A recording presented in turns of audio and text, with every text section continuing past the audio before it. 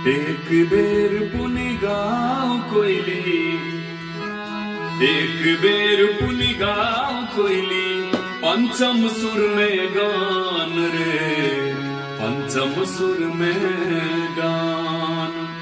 अमरनाथ झरकट्ठा जी के एक बड़ सुंदर रचना सुना रहा छी, बसंत गीत। आशा ने विश्वास है बड़ नीक लागत। एक बेर पुनि गाँव कोइली, एक बेर पुनि गाँव कोइली, पंचम सुर में गान रे, पंचम सुर में गान रे, पंचम सुर में गान। तेरी दियो ने ठाई बैस को, तेरी दियो ने ठाई बैस को, सबके उर में दान रे, सबके उर में दान रे, सबके उर में दान। एक बेर पुनि गाँव कोइली, एक बेर पुनि गाँव कोइली, पंचम सुर में गान रे, पंचम सुर में गान।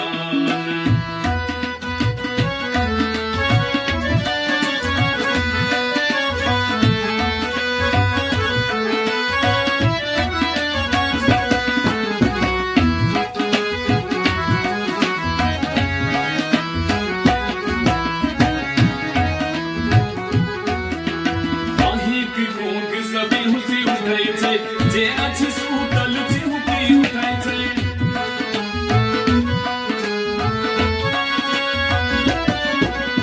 अहिक कूक सभी हुसी उठाई छै, जे अछि सुतल चिहुकी उठाई छै, जे अछि सुतल चिहुकी उठाई छै।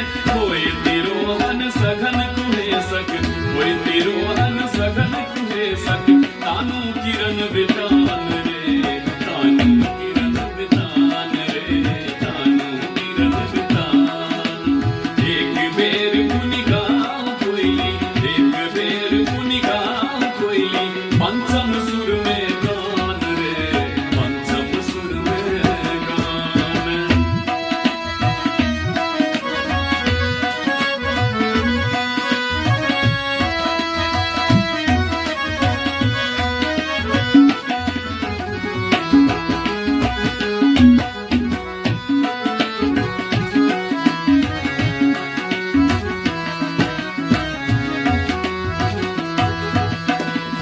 के बोल सजार फटै छै, कट कट बाजब हार छुटै छै।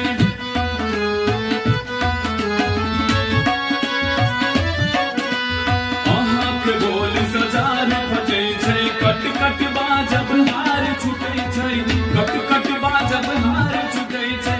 जार ठार सिहरल मिथिला के, जार ठार सिहरल मिथिला के, जनमन ओतै प्राण रे, जनमन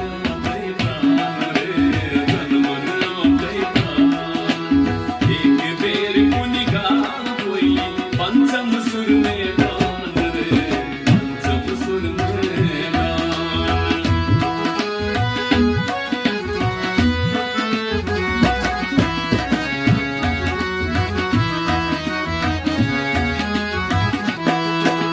कहाँ बजै छी प्रेमक बोल, मधु बरसै छी टोले टोल।